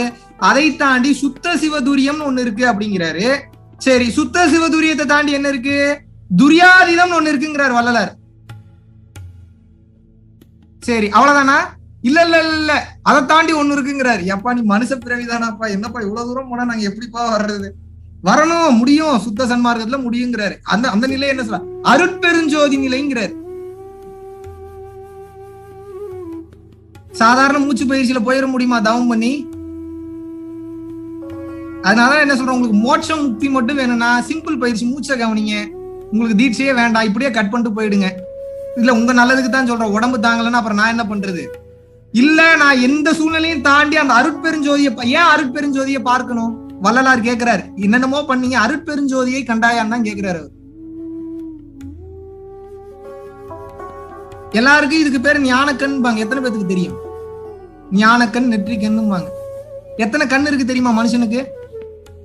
இது 2 ஊனக்கண். மனுஷன் எல்லாருமே ரெகுலரா பாக்குறது ஊனக்கண்கள். அதை தாண்டி ஒரு கண் இருக்கு, மனக்கண் அப்படிங்கிறார் வள்ளலார். மனக்கண்ணு என்னன்னா கண்ணை மூணுனே ஒரு விஷயத்த என்ன சொன்ன விஷுவலா ஓடுதா, பார்க்க முடியுதா அவங்களால? ஒரு விஷயம் விஷுவலா ஓடுது தானே, அதுக்கு பேரு மனக்கண்கள் அப்படிங்கிறாரு. அவ்வளவுதான் கண்ணு இருக்கா? நெற்றிக்கண், ஞானக்கண் இதை சொல்றாரு. இந்த 3 கண்ணு நம்ம ஆக்டிவேட் பண்ணலாம், எவ்வித தந்திரத்திலாவது இதை திறந்துக்க அப்படிங்கிறாரு. ஏன்னா இது இருந்தா தான் நீங்க சித்தநிலைக்கே போக முடியும். திறந்துச்சுன்னா முடிஞ்சு, அந்த பயிற்சி தான் உங்களுக்கு சொல்ல போறேன். இது திறந்துருச்சுன்னா ஞான புரிதல், ஞான பார்வை, ஞான விஷயங்கள் எல்லாமே தெரிய வரும். அண்ட சராசரம் இருக்கக்கூடிய ரகசியம் இறங்க ஆரம்பிக்கும். அது நிறைய புரியும், தானாவே புரியும். அது ஒரு மேட்டரே இல்லை. இப்ப புக்கு படிக்காம என்னால இவ்வளவு தூரம் பேச முடியுதுன்னா அது காரணம் என்ன? திறந்துதா திறக்கலையான்னு எனக்கு கேட்காது, அது எனக்கும் தெரியாது. திறந்துச்சோ திறக்கலையோ ஏதோ வருது இல்ல, டேட்டா புதுசா வருது இல்ல உங்களுக்கு, அந்த மாதிரி உங்களுக்கு ஏதாவது நடக்கும். சரி, இதை தாண்டி இன்னொரு கண்ணு இருக்குங்கிறாரு வள்ளலார். என்ன கண்ணு? அருட்கண் அப்படின்னு ஒண்ணு இருக்குங்கிறார். அருட்கண், அருட்கண்ணா என்ன? அது மனுஷனாலலாம் திறக்கவே முடியாது. கடவுள் நினைச்சா, அது சின்ன லெவல்ல இருக்கக்கூடிய சித்தர்கள் மகான்களாலே அருட்கண்ணை திறக்க முடியாது. அகத்தியர், போகர் போன்ற ஆட்களாலே அருட்கண்ணை திறக்க முடியாது. அருட்பெருஞ்சோதி ஆண்டவர் நினைத்தால் மட்டுமே அதை கொடுக்க முடியும். அது யாரு கொடுப்பாரு? வள்ளலார் போன்ற அவரு. எதனால அவரு கொடுத்தாரு முதல்ல தெரிஞ்சுக்கங்க. எந்த உயிர் அழுகிறத பார்த்தாலும், கஷ்டப்படுறத பார்த்தாலும் அவரு கண்ணுல தண்ணி வருமாங்க. அழுது அழுது அழுது அழுது இந்த கண்ணு பூரா அவருக்கு பாத்தீங்கன்னா ஒரு மாதிரி அப்படியே கோடு சோடுகள் ஆயிருமா. வாடிய பயிரை கண்ட போதெல்லாம் நானும் வாடினேன். எத்தனை பேர் பயிரை பார்த்து வாடினீங்க சொல்லுங்க? இன்னமும் நான்வெஜ் சமைச்சு சாப்பிட்டுட்டு இருக்கீங்க. கண் எதிர்க்க ஒரு உயிர் போனாலும் உங்களுக்கு ஜீவகாருண்யம் வரமாட்டேங்குது. அதுக்கு ஒரு காரணம் வேற சொல்றீங்க, டேஸ்ட் நல்லா இருக்கு, அப்படி இருக்கு, இப்படி இருக்குன்னு. அவர் தான் உங்களை காப்பாற்றணும். நான் என்ன சொல்றேன் இங்க பாருங்க, இன்னொரு மாபெரும் ரகசியத்தை சொல்றேன், நீங்க தெரிஞ்சுக்குங்க. நான்வெஜ் சாப்பிடுறது தப்பு இல்லை அப்படின்னு சில பேர் சொல்றீங்கல்ல, ஏத்துக்கிறேன், சாப்பிடலாம். சில பேர் என்ன சொல்றாங்க, நிறைய பிறக்கக்கூடியதை அழிச்சு சாப்பிடலாம். மனுஷனு தான் நிறைய பேர் இருக்கான், அழிச்சு சாப்பிடலாமா அவனை? சரி, நான் இன்னொரு கேள்வி கேட்கிறேன், நல்லா யோசிச்சு பாருங்க. இந்த நான்வெஜ்ஜை நம்ம சாப்பிடுறோம், இந்த நான்வெஜ் சாப்பிட்டா அப்ப யாருமே மோட்சம் முக்தி அடையலையா? அடைஞ்சாங்க. இந்த உண்மையை சொல்றேன், அடைஞ்சாங்க, நான் இல்லைன்னு சொல்லல. மறந்துடுவோம். இன்னும் நிறைய சித்தர்கள், முனிவர்கள் நான்வெஜ் சாப்பிட்டாங்க. ஆனா உயர்ந்த நிலையை அடைவதற்காக மறுபடியும் மனித பிறவி எடுத்து ஜீவகாருண்ய ஒழுக்கத்தோட சுத்த சன்மார்க்கத்துக்கு மாறுறதுன்னா இதை கட்சி விட்டு கட்சி தாவறது இல்ல. மிகுந்த அன்போடு எல்லா உயிர்களையும் தன் உயிர் போல கருதக்கூடிய ஒவ்வொரு மனிதனும் சுத்த சன்மார்க்கி தான். இதுக்காக எங்கேயும் போய் பேட்ச் எம்பளம் வாங்கி குத்திக்கணும்னு அவசியம் இல்லை. சுத்த சன்மார்க்கத்துக்கு வரும்போது மிகுந்த அன்பு காட்டுமோ இந்த உணர்வே வேற மாதிரி செயல்படும். அப்பதான் அந்த மாதிரியான லாக்கெல்லாம் கடந்து நீங்க செல்ல முடியும். அங்க மேல போனாதான் தெரியும் உங்களுக்கு. அதனாலதான் வள்ளலார் எடுத்தோடனே உங்களுக்கு கொடுக்கறது அருட்பெருஞ்சோதிக்கு தான் எடுத்தோடனே பயிற்சி கொடுக்குறாரு, விஷயம் சொல்றாரு. அவர் என்ன சொல்றாரு, சிம்பிளா முடிச்சிட்டாரு. நீங்க நினைக்கிறீங்க இப்போ மற்ற இடங்கள் எங்க போனீங்கன்னா சின்ன சின்ன பயிற்சிகள் கொடுப்பாங்க, அந்த கிரியா இந்த கிரியா இதை பண்ணணும் அதை பண்ணணும், எல்லாமே சக்தி வாய்ந்த பயிற்சி தான், இல்லைன்னு சொல்லல. ஞானம் என்பது வேறு, வாசி ஒடுங்குவது என்பது வேறு. சமாதியில நீங்க ஒடுங்கிறதுக்கு சாதாரண பயிற்சிகளே போதுமானது. ஞானத்திற்கு ஒளியை பார்க்க வேண்டும்.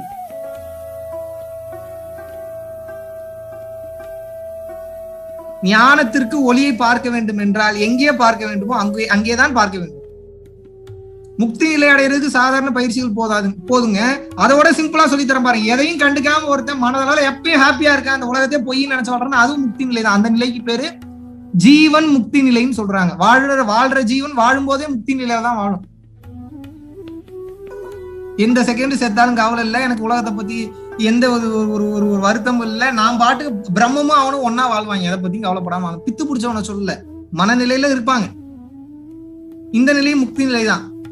ஆனா உங்க எல்லாரையும் நான் எதுக்கு நான் டார்கெட் பண்றேன், இருக்கிறதுல ஹையஸ்ட் லெவலுக்கு டார்கெட் அருட்பெருஞ்சோதிக்கு டார்கெட் பண்ணும்போது இதெல்லாம் ஈஸியா கிடைச்சிடும் உங்களுக்கு. புரியுதா புரியலையா?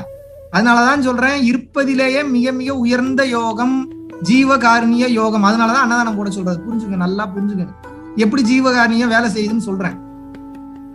இது பெரிய மேட்ரு, உங்களுக்கு எப்படி ஷார்ட் அண்ட் ஸ்வீட்டா சொல்லி சரி ஓகே. இப்போ எல்லா பயிற்சியும் எதுக்கு பண்றோம்? மனம் ஒடுங்குறதுக்கு தான். மனம் ஒடுங்கிருச்சுன்னா ஆத்ம சக்தி வெளியில வந்துடும், அவ்வளவுதான் மோட்சம் முக்தி. கரெக்டா? இப்போ ஒரு தவம் பண்ணாலோ இல்ல எந்த யோகம் பண்ணீங்கனாலும் மனம் அவ்வளவு சீக்கிரம் ஒடுங்காது, ஓடிட்டே தான் இருக்கு. எத்தனை பேர் தவம் பண்ணிருக்கீங்க? என்னைக்காவது மனசு உடனே ஒடுங்கி இருக்கா உங்களுக்கு? 60 வருஷம் 70 வருஷம் பண்றவங்களுக்கு ஒரு செகண்ட் நிக்க மாட்டேங்குது. இப்ப வள்ளலார் இதை எப்படி உடைக்கிறாரு பாருங்க, எப்பேற்பட்ட கருணை கடல் பாருங்க. ஒருத்தனுக்கு நீ சாப்பாடு வாங்கி கொடுங்க, பசியோடு நல்லா கதறிட்டு இருக்கக்கூடிய ஒருத்தனுக்கு ஒரு 10 ரூபாய்க்கு சாப்பாடு வாங்கி கொடுக்குறீங்க. இப்ப இந்த சீன் அப்படியே விஷுவல் பண்ணுங்க. அவன் அப்படியே கண்ணீரோட அந்த சாப்பாடை வாங்கி பாக்குறான், துறக்கிறான், வேக வேகமா சாப்பிடறான், அவன் கண்ணுல இருந்து தண்ணி வருது. இப்ப உங்களுக்கு எப்படி இருக்கும் இப்ப உணர்வு?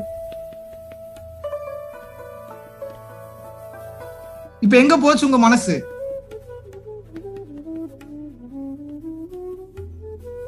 தவம் பண்ணா இப்படி மனசு காணாம போயிருக்கா என்னைக்காவது?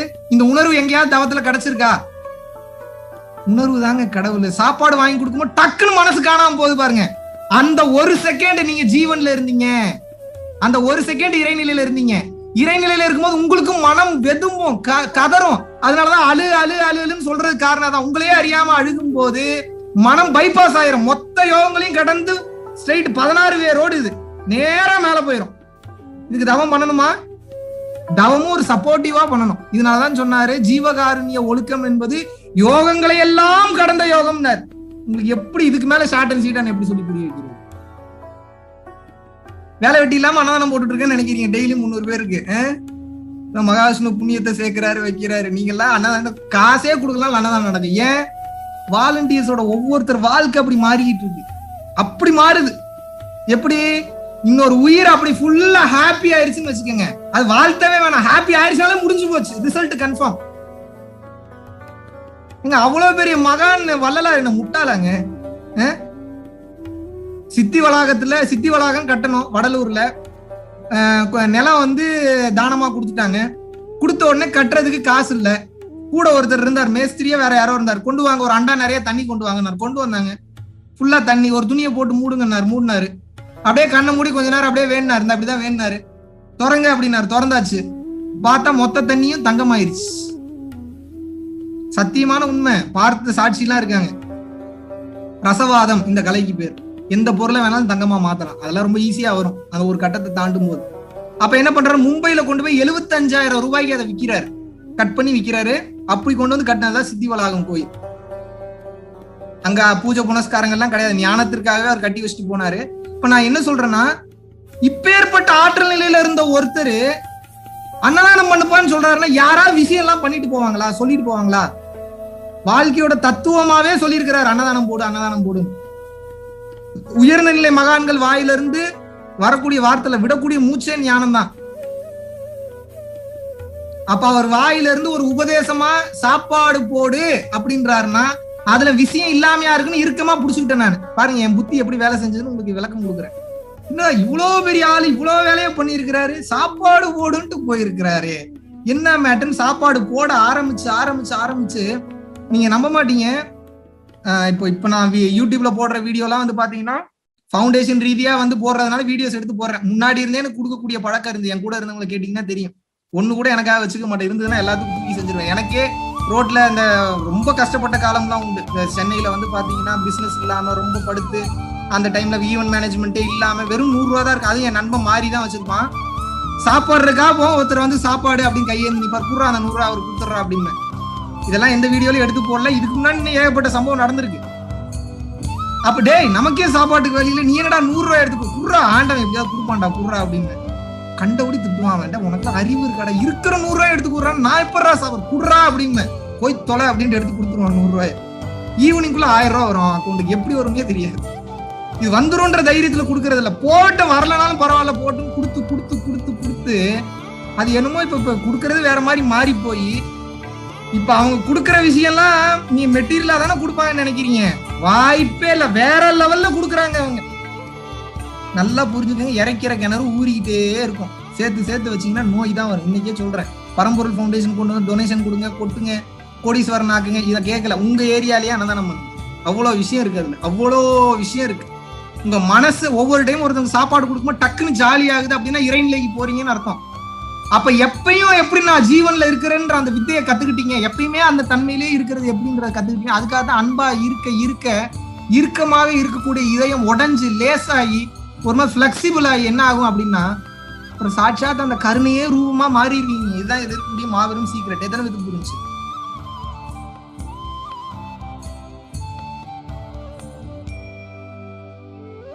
இப்ப பாருங்க, நான் இப்ப நான் போதனை பண்ணக்கூடிய விஷயம் உங்களுக்கு வேற லெவல்ல இருக்கும். பக்தி பாதை, சரியை, கிரியை, மந்திர பாதை, கர்ம யோகம், மத்தவனுக்கு ஹெல்ப் பண்றது. யோகம் மூச்சு பயிற்சி. ஞானம், மூச்சு பயிற்சி பண்ணா ஞானம். கேள்வி கேட்டு விளக்கம் கொடுத்துரு. இப்ப பாருங்க, பரம்பொருள் ஃபவுண்டேஷன் உங்களுக்கு என்ன போதனை பண்ணுது? பக்தி. முதல்ல சரணாகதியே சொல்லிட்டேன். பக்தியில போய் சரணாகதி, இறைவா நீ என்னைய சரணாகதி அடைஞ்சுன்னு சொல்ல. உங்களுக்கு பிடிச்ச குருவையோ உங்களுக்கு பிடிச்ச கடவுளையோ சரணாகதி அடைஞ்சு இறைவா நீயே கதின்னு இருந்தீங்கன்னா மனம் வேலை செய்யாம போயிடும். இறைவனை பாத்திரலாம். நான் சரணாகதி ஆல்ரெடி ரெகுலரா உங்களுக்கு சொல்லி கொடுத்துட்டு வரேன். ஆமாவா இல்லையா? சரணாகதியை பத்தி எல்லா வீடியோல பேசியிருக்கேன். தலையாட்டுங்க, நீங்க ஆட்டினீங்கன்னா தான் தெரியும். பக்தி அப்ப வந்துருச்சா? மந்திரம். இப்ப நான் தீட்சை கொடுக்கும் போது உங்களுக்கு தெரியும் மந்திரம்னா என்ன, அது எவ்வளவு வேலை செய்யும் அப்படின்றது உங்களுக்கு மந்திரம் தெரியும். ஆனா மந்திரம் அவசியம் இல்லை. அதுக்கப்புறம் ஒரு டைம் இனிஷியேஷன் மட்டும்தான் போதுமானது. அதுக்கப்புறம் அவசியம் இல்லை. சரி, இதுவும் சொல்லி கொடுத்தாச்சு. சரியை கிரியை வந்துருச்சு. கர்ம யோகம், சாப்பாடு போட சொல்றேன். இறைவன் அடையிறதுக்கே மொத்தம் 5 வழி தான். இப்ப நம்ம 2 வழி ஆல்ரெடி பண்ணிட்டோம், அதுல இருக்குன்னு சொல்லிட்டேன்.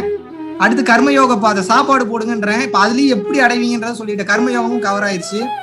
யோகம், இப்ப நான் சொல்லி தரக்கூடிய இந்த பயிற்சியே ஞான யோகம் தான். இதுக்கு உண்மையான பேர் பரம்பொருள் யோகம், ஞான யோகம், வாசி யோகம், எப்படி வேணாலும் வச்சுக்கோங்க.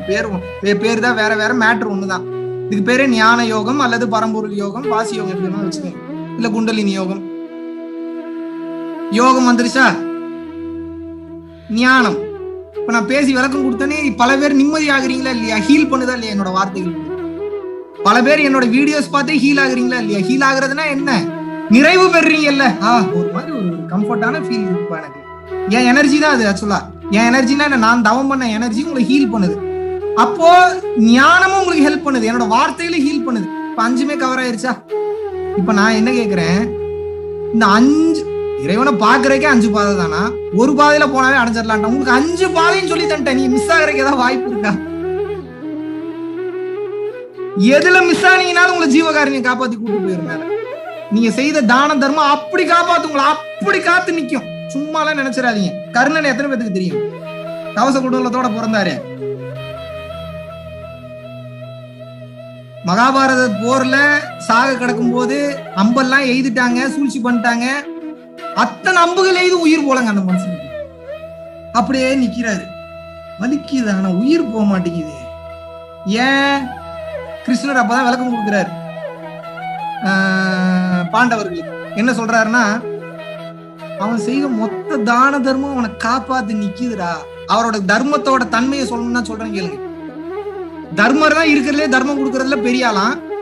ஒரு நாள் அவங்க சைடு கேக்குறாங்க, அந்த பாண்டவர்கள் சைடு இருக்கிறாங்க, என்ன தர்மனவே உயர்வா பேசிக்கிட்டு இருக்கீங்க? அது சாரி, கர்ணனவே ஏன் உயர்வா பேசிட்டு இருக்கீங்க? எங்க தர்மர் தாங்க தர்மத்துக்கே பேர் போனவர். எங்க தர்மர் தான் உயர்ந்தவர். கர்ணன் எங்க இருக்கிறாரு? ஆப்போசிட் சைடு, கௌரவர்கள் சைடு இருக்கிறாரு. அப்படியா? கிருஷ்ணர் சொல்றாரு, இப்ப பாரு உண்மையான கொடைவல்ல ப்ரூவ் பண்ற உனக்கு. அப்படி ஒரு எண்ணம் வந்துச்சு. 2 பேரையும் கூப்பிட்டா, தர்மரையும் கர்ணனையும் கூப்பிட்டு 2 பேர் கையிலயும் ஒரு தங்க மலை ஒரு வெள்ளி மலை கொடுக்குறாங்களாம். யாரு டக்குன்னு முதல்ல இன்னைக்கு சாயந்தரம் 6 மணிக்குள்ள அதை கொடுத்து தீக்கணும்னு தர்மரை வெட்டி வீசுறாப்புல. டக்கு டக்கு டக்கு டக்குன்னு வர்றவங்க போறவங்களா கொடுத்துக்கிட்டே இருக்கிறாரு. 6 மணிக்குள்ள முடிக்க முடியல. இவரை பார்க்க போறான். கர்ணர் என்ன பண்றாருன்னு பார்க்க போனா பேசாம உட்கார்ந்துட்டு இருக்கிறாரா. மலை அப்படியே இருக்கு. இவருக்கு அப்பதான் கொஞ்சம் ஹாப்பியா, நல்ல வேலை வரும், நம்மளாவது பாதி கொடுத்துட்டே வரணும், பாதி கூட கொடுக்காம வச்சிருக்காரு. அப்பதான் கிருஷ்ணர் வந்தாராம். வெற்றி பெற்றவன் வந்தான். என்னது வெற்றி பெற்றது கர்ணனா அப்படின்னு கேட்டான். ஆமா, என்னங்க சொல்றீங்க? ஆமா, மலையை கொடுத்தோன்னே இந்த வழியா ஒருத்தன் வந்தான். அவன்கிட்ட இங்க வாடா, உனக்கு ஏதாவது குடும்ப பிரச்சனை இருக்கும் போல இருக்கு, இந்த அந்த மலையை உனக்கு தான் மொத்தமா கொடுத்துட்டான். அப்பயும் முடிஞ்சுப்பா, காலையிலேயே வேலை முடிச்சுன்னா. அவரோட கொடைவல்லல் தன்மை தெரியுதா உங்களுக்கு? இப்படி மனசு இருக்கணும். மழை இருந்தாலும் கொடுக்கறதுக்கு மனசு இருக்கணும்ப்பா. மனசு வரணும்ல. ஒரு மலையவே தூக்கி கொடுக்க வரணும்ல. அது எவ்வளவு தடுக்கும் சுயநலம் இருக்கும் போது. அப்படி தான தர்மம் பண்ணவரை எது காப்பாத்தி? அந்த தான தர்மம் தான் காப்பாத்தி நிக்குது அவர் உயிர் போக விடாம. அப்ப பாருங்க, கடவுளே பிச்சை கேட்டு வராரு ஒரு வயசான ஒரு ரூபத்துல. வேற வழி இல்ல. கிருஷ்ணர் வந்தா தான் இந்த பக்கம் தர்மம் ஜெயிக்கலன்னா வாய்ப்பே கிடையாது. இவன் வேற இப்படி நிக்கிறானே. அப்ப என்ன பண்றாருன்னா, கிருஷ்ணர் வேற வேக வேகமா வராரு. ஒரு வயசான ரூபத்துல கிருஷ்ணர்கிட்ட கேக்குறாரு, எப்பா எனக்கு ஒரு விஷயம் ஒன்றை இருந்து வேணும்னே. முடியாம கர்ணர் பேசுறாராம். என்ன பேசுறாரு? நானே சாக கிடக்குறேன், பூரா பேரும் சூழ்ச்சி பண்ணிட்டாங்க. இந்த நேரத்துல என்கிட்ட கேட்டா நான் எதைப்பா கொடுக்கறது? இருந்தாலும் பரவாயில்ல, இந்த நேரத்துல என்னால எதை கொடுக்க முடியுமோ அதை கேளு அப்படின்னு அவர் சொல்றாரு. சரி அப்படின்னு அவர் என்ன கேட்கிறாரு அப்படின்னா, இது நாள் வரைக்கும் நீ பண்ணிருக்க இல்லையா மொத்த புண்ணியம். ஏன்னா பாவத்துக்கு அடிபட்டு விழுந்துட்டான். பாவம் பண்ணதுக்கு தான் அடிபட்டு சாக கிடக்குறான். புண்ணியம் காப்பாத்தி நிக்குது அவனை. இது நாள் வரைக்கும் நீ பண்ண மொத்த புண்ணியத்தையும் எனக்கு கொடுக்கணும், தானமா கொடுக்கணும். அது மட்டும் இல்ல, இந்த மொத்த புண்ணியத்தையும் தானமா கொடுக்கறதுனால உனக்கு புதுசா ஒரு புண்ணியம் செய்யற, அந்த புண்ணியத்தையும் சேர்த்து கொடுத்துருங்கிறாரு. அது எப்படி கொடுக்கணும்? தண்ணியில தாரவாத்து கொடு. தண்ணிக்கு அவ்வளவு மகத்துவம் இருக்கு. இந்த கங்கை இதெல்லாம் கனெக்ட் பண்ற காரணம் அதான், சும்மா சின்ன விஷயம் கிடையாது. அப்ப என்னன்னா, அவரு அந்த ரத்தத்துல சரி மொத்த புண்ணியத்தை எவனா நீங்க கொடுப்பீங்களா? நீங்க சேர்த்து வச்ச மொத்த புண்ணியத்தை கொடு அப்படின்னா கொடுப்பீங்களா?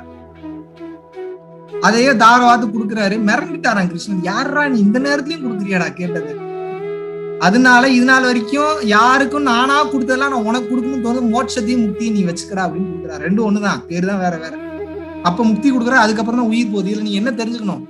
உங்க தான தர்மம் உங்களை அப்படி பாதுகாத்து நிக்கும். கடவுளை கேள்வி கேட்காதீங்க, பயிற்சி பண்ணுங்க. உங்களுக்கு வேணுங்கிறதா தானா வரும். பொறுமை வேணும். நீங்க ஏதோ ப்ராஜெக்ட் மாதிரியே போய்கிட்டு இருக்கீங்க. கரெக்டா நம்ம இவ்வளவு நேரம் பயிற்சி பண்ணணும், இவ்வளவு நேரம் பயிற்சி பண்ணா இறைவன் இறங்கி வந்துருவாரு, ஆசீர்வாதம் பண்ணுவாரு, உடனே வீடு வந்துடும், கார் வந்துடும். என்ன பப்ஜி கேம் அது? ஒரு பொறுமை இல்ல. ஒரு உடனே நெற்றி போட்டுல கவனம் வர மாட்டேங்குது. 6 வருஷம் 7 வருஷம் உட்கார்ந்தவனுக்கே கவனத்தை பூர்வ மத்தியில கொண்டு வரக்குள்ள உயிர் போயிருது. சில போல மாதங்களா டைம் ஆகுது. 4 வாரத்துல கேக்குறாங்க, கவனமே வரமாட்டேங்குது. ஒரு மாதிரி இருக்கு, என்ன பண்றது? பொறுமை ரொம்ப ரொம்ப ரொம்ப ரொம்ப அவசியம். உங்களுக்கு சொல்றதெல்லாம் மிகப்பெரிய ரகசியத்தை சொல்லி கொடுத்துட்டு இருக்கு. நீங்க ஏதோ அந்த ப்ராஜெக்ட் மாதிரி பாத்தீங்கன்னா வேலைக்கு ஆகாது, அது உங்களுக்கு செட்டே ஆகாது. திருவள்ளுவர் ஒரே வார்த்தையில முடிச்சிட்டாரு. பிறவி பெருங்கடல் நீந்துவர், நீந்தார் இறைவனடி சேராதார்ன்றார். பிறவி என்பது பெருங்கடல், அதை கடக்கிறதுக்கு வழி சொல்லி கொடுத்துட்டேன், சொல்லி கொடுக்க போறேன் இப்ப பயிற்சி. இதுக்கப்புறமும் உட்கார்ந்துக்கிட்டு இது உண்மை நினைச்சு வாழ்ந்தீங்கன்னா அதுக்கப்புறம் உங்க சௌரியம். பல பேர் தீட்சை வாங்கிட்டு பண்ணாம இருக்கீங்க. எனக்கு கவலை இல்லை. எனக்கு என்ன கவலை? இன்னும் நீங்க வெளியில தேடிட்டு இருந்தீங்கன்னா வெளியிலே தான் தேடிட்டு இருக்கணும். வெளியில தேடுற வரைக்கும் ஒன்னையும் பார்க்க முடியாது உங்களால. ஏன் இன்னும் கொஞ்சம் அதிகப்படுத்தி இன்னொரு கிளாஸ் வாங்க, இன்னொரு கிளாஸ் வாங்க. எனக்கு ஒரு 10 கிளாஸ் வைக்க தெரியாதா? வச்சு ஃபைனல் கிளாஸ்ல இது தீட்சையா கொடுக்குறேன், நேர்ல வாங்க, நேர்ல வந்தா கொடுக்க எனக்கு கொடுக்க தெரியாதா? வேல்யூ தெரியாம சுத்திட்டு இருக்காதீங்க. மிகப்பெரிய ரகசியத்தை அசால்ட்டா ஓப்பனா சொல்லி தரேன். நயன தீட்சை மூலியமா உங்களுக்கு இந்த விஷயம் நடக்க போகுது. பயிற்சி பண்ணீங்கன்னா உயர்ந்த கட்டத்தை அடைவீங்க, தப்பிப்பீங்க. இதுக்கு பேரே மறைபொருள். கண்ணுக்கு தெரியாம இருக்கு. கண்ணுக்கு தெரியாம இருக்கிறதுனால இல்லைன்னு அர்த்தம் கிடையாது, உங்களுக்கு தெரியலன்னு அர்த்தம். மறைபொருளை நோக்கி ஓடுனீங்கன்னா தான் உலக மயக்கம் விலகும், உண்மை என்னன்றது புரியும். அப்படி இல்லை அப்படின்னா பணம், காசு, வீடு, வாசல், வசதி, நல்ல பேரு, புகழ் எல்லாமே இருக்கும், ஆனா நிம்மதி இருக்காது. சில பேர் இதெல்லாம் இருந்து நிம்மதியா வாழ்ந்தீங்கன்னா அடுத்த பிறவி என்பது வந்துடும். ஏன் புண்ணியம் சேர்ந்தாலும் அதை அனுபவிக்கிறதுக்கு மறுபடியும் புறப்படும். மைண்ட்ல வச்சுக்கோங்க. சோ எந்த சூழ்நிலையில் வேணுமானாலும், எந்த காலகட்டத்துல வேணாலும் உங்களுடைய மனம் எப்படி வேணாலும் மாறலாம். இப்ப கங்கையில இருந்துட்டு இதை பேசக்கூடிய காரணம் என்ன? நல்லா புரிஞ்சுக்கோங்க. தண்ணீருக்கு அப்பேற்பட்ட ஆற்றல் உண்டு. பல லட்சம் மகான்கள் தண்ணியோட தண்ணியா கரைஞ்சு, தண்ணியோட தண்ணியாவே கரைஞ்சிட்டாங்க. மேல போன மிதந்து போறது இல்ல, தண்ணியோட தண்ணியாவே கரைஞ்சிட்டாங்க. அவ்வளவு ஆற்றல் உண்டு நீருக்கு. மனிதனுடைய 60% மேல நீர்னாலதான் சூழப்பட்டிருக்கு. எத்தனை பேருக்கு தெரியும் இந்த உண்மை? Scientifically proven thing. மூளை, ரத்தம், செல்கள் எல்லாமே நீரினுடைய வடிவம் தான். அப்ப இந்த உடம்பே எந்திரமா மந்திரமா மாறிடும். கவனிக்க வேண்டிய இடத்துல கவனிச்சிக்கணும். அப்பேற்பட்ட சக்தி நிலையமா அது மாறிடும். கொஞ்சம் ஹீட் ஏறும் இந்த பயிற்சி பண்ணும்போது. சிம்பிளான காமன் சென்ஸ்.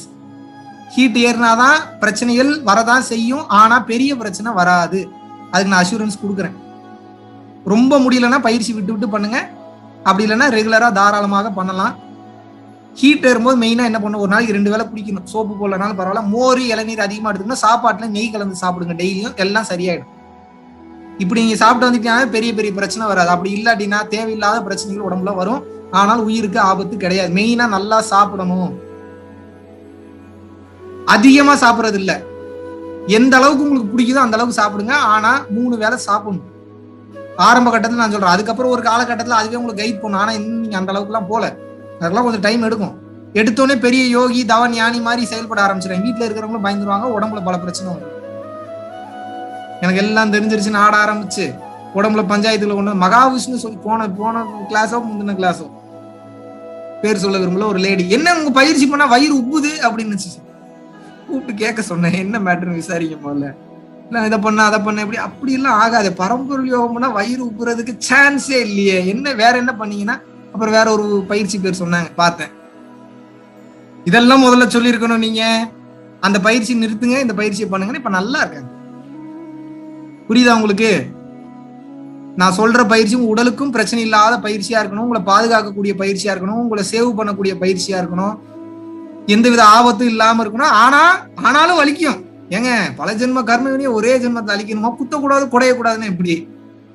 2 கல்லு கேட்டுச்சான் கடவுள்கிட்ட. என்ன கேட்டுச்சான்? எனக்கு வந்து என்னை எல்லாரும் மதிக்கிற அளவுக்கு என்ன உருவாக்குங்க அப்படின்னு கேட்டுச்சான். ஒரு கல்லு, என்னையா நீ கடவுள் சொல்றாரு, 2 பேரும் வலியை மட்டும் கொஞ்ச நேரம் தாங்கிக்கிங்க, உங்களை நான் அந்த மாதிரி ரெடி பண்ணிடுறேன்னு. ஒரு கல்லு, அதெல்லாம் முடியவே முடியாது, நானே வலி வேதனையில இருக்கேன், மன கஷ்டத்துல இருக்கிறேன், நீ என்னடானா மறுபடியும் கொண்டு வந்து வலிக்குங்கிறிய, உனே கடவுள்னா நம்பின மாதிரி என்னைய முதல்ல ஏதாச்சும் சொல்லணும், அதெல்லாம் வந்து என்னால ஏத்துக்க முடியாதுன்னு ஒரு கல்லு சொல்லிச்சு.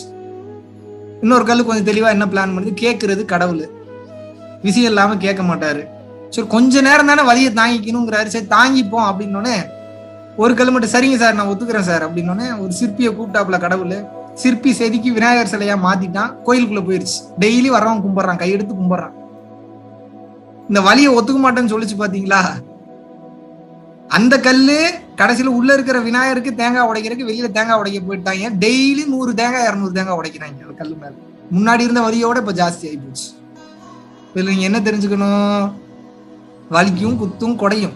சில நேரத்துல 1000 தேனீக்கள் ஒன்றாக சேர்ந்து கொட்டுவது போல இருக்கு, அதையும் சொல்லிடுறேன். ஏன்னா இப்ப மேல ரூட்டு மேல போறீங்க, பாம்பு இருக்கும், பல்லி இருக்கும், தவளை இருக்கும், பூரா இருக்கும், தேல் இருக்கும், என்னென்ன கன்றாவி உள்ள இருக்குன்றது தெரியல, அவ்வளவு பதிவுகள் உள்ள வச்சிருக்கீங்க. அதெல்லாம் வெளியேறும்போது உணர்வுகளாதான் வெளிப்படும். படபடப்பா இருக்கும், டென்ஷனா இருக்கும், கோபம் வரும், கத்துற மாதிரி தோணும், காதுல இருந்து அடைப்பு, இதெல்லாம் கர்மவினை இப்படிதான் வெளியேறும். என்ன பதிவுகள் தான் அவ்வளவு பிரச்சனை உடல் அளவிலையும் மன அளவிலும் ஏற்படும். இது இப்பயும் நீங்க ஓபன் பண்ணலன்னா இது மறுபடியும் சஞ்சித கர்மா, பிராப்த கர்மா, ஆகாமிய கர்மா, காமிய கர்மா, நிஷ்காமிய கர்மா, கர்மா வகைகள் அதிகமாகி கடந்து போயிட்டே இருக்கும். எண்ட் என்பதே கிடையாது. அது முடியும், பரிணாம வளர்ச்சி முடியும் போது முடியும். எத்தனை வருஷம் ஆகும், எத்தனை ஜென்மாவும் எனக்கே தெரியாது. நான் ஒரு சாதாரண டெய்லரோட பையன் தான். அப்படி இருக்கிறப்ப நானும் வாழ்க்கையில 2.5 வருஷத்துக்கு முன்னாடி படாத கஷ்டம்லாம் பண்ணிட்டேன். ஓடி ஓடி ஓடி கலந்த ஜோதியை நாடி நாடி நாடி நாடி நாட்களும் கழிந்து போய் பழமொழியவே தப்பா புரிஞ்சுக்கிட்டு இருக்கீங்க. வலது கைக்கு கொடுக்கும் போது இடது கைக்கு தெரியக்கூடாதுன்னு என்ன பண்ணணும்னா அவ்வளவு கொடுக்கணும், இடையில அவ்வளவு மேட்ரு மறைக்கணும். உங்களுக்கு கொடுக்கும் போது ஏன் அவ்வளவு நீங்க கொடுக்கும் போதுதான் வலது கைக்கு கொடுக்கும்போது இடது கைக்கு தெரியாது. அவ்வளவு கிஃப்ட் கொடுங்க, நல்ல விஷயங்களும் கொடுங்க அவங்களுக்கு.